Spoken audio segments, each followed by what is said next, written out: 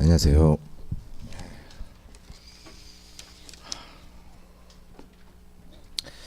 자, 오늘 376페이지에 있는 해외 인가공 물품 감세부터 시작하도록 하겠습니다.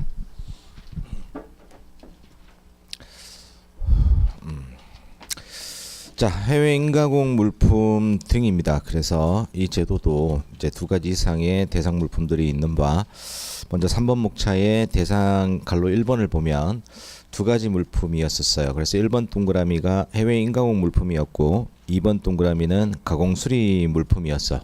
그렇죠. 이 두 가지가 이 101조에 규정된 감세의 대상입니다. 따라서 이 두 가지를 보면 하나는 원재료 부분품, 즉 해외 인가공 목적으로 수출한 물품으로서 기획재정부령이 정하는 물품으로 이제 제조 가공한 후에 국내로 수입을 하고 있는 거죠. 그래서 수출한 후에 수입이 되는 거고요. 2번 동그라미는 가공 수리 목적으로 수출한 물품을 역시 기획재정부령이 정하는 기준에 적합한 물품으로 해서 다시 수입하는 물품입니다. 따라서 이제 우리나라에서 수출이 되었다가 다시 수입되는 물품이에요. 자, 이 관점으로 본다면 우리 지난 시간에 봤던 재수입 면세 제도와 유사하죠. 우리나라에서 수출되었다가 다시 수입된다라는 관점에서는 이제 동일하다라고 볼 수 있을 겁니다. 자, 그런 의미에서 재수입 면세 373페이지 다시 보시면 2번 목차의 갈로 1번에 이제 면세 갈로 1번에 있는 우리나라에서 수출된 물품이고 그게 1번 동그라미의 다섯 번째 줄 마지막에 보면 이제 수입되는 물품이라고 돼 있죠. 그래서 우리나라에서 수출이 되었다가 다시 수입이 되는 물품입니다. 근데 이 특징이 결국 재수입 면세는 제조, 수리, 가공, 사용 등을 하지 아니한 상태로 다시 수입이 되어야 한다라는 특징을 가지고 있죠.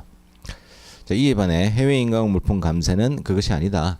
해외에서 가공 등을 거친 후에 수입하는 경우 또는 가공 수리를 한 후에 수입하는 경우 이렇게 나누어질 수가 있겠죠. 자, 그런 의미에서 굳이 공통점이라고 볼 수 있는 것은 수출된 물품이 다시 수입된다라는 부분은 공통점이다. 하지만 외국에서 어떠한 행위를 했느냐 하지 않았느냐에 이제 차이점을 두고 있다. 그럼 해외에서 제조 등을 하지 아니하고 그대로 수입이 되는 경우에는 100% 면세를 해주는 것이고요. 그게 재수입 면세였죠. 재수입 면세는 우리나라에서 수출된 후에 제조, 수리, 가공, 사용 등을 하지 아니한 상태로 수입되는 거잖아요. 그러니까 그러한 행위를 하지 않고 수입하면 100% 면세를 해주는 재수입 면세를 적용해 주되 외국에서 이제 제조, 가공, 수리 이러한 행위를 하고 수입을 하는 경우에는 일정 범위만큼만 감세를 적용해 주겠다가 해외 인가공 물품 등의 감세의 특징이다. 차이점 아시겠죠? 네. 따라서 자, 공통적인 규정을 먼저 생각을 하세요. 우리나라에서 수출되었다가 다시 수입될 때에 적용받을 수 있는 관세법상의 관세의 감면 제도는 이라는 논제가 제시가 되면 두 가지가 있다. 하나는 재수입 면세고 하나는 해외 인가공 물품 등의 감세 제도이다.